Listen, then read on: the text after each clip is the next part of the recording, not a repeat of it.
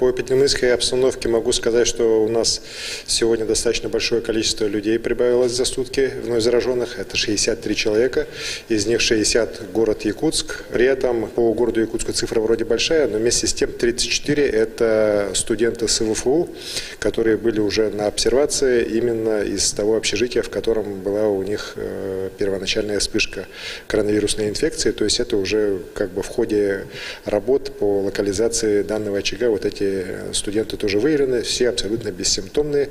Мы надеемся, что они лечение будут получать не в условиях стационара, а амбулаторно. Вот. Но вместе с тем, конечно же, руководству университета дано мною поручение усилить противоэпидемические мероприятия для того, чтобы вот болезнь из этого одного общежития не перекинулась на другие общежития студгородка и в целом на город, чтобы не оказало дальнейшем негативного влияния. По ЧНД хочу сказать, что у нас рейсовые самолеты уже вылетают с Стройтранснефтегаза, и в принципе ситуация под контролем. Сегодня уже по итогам сегодняшнего дня мы думаем, что свыше уже 5000 вахтовиков окончательно уже будут вывезены с территории Чаянинского нефтегазоконденсатного месторождения. Из тех примерно 7,5 тысяч человек, которые надо нам оттуда вывести.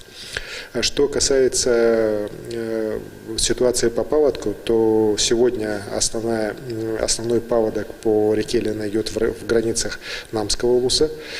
Ситуация здесь сложная, есть подтопление по второму Хамустаху. Мы ожидаем, что сегодня в результате роста уровней воды по Графскому берегу у нас будет тоже превышение опасных критических меток, но незначительное. Мы все-таки надеемся, что река пройдет дальше и уже к понедельнику достигнет уже устья Алдана.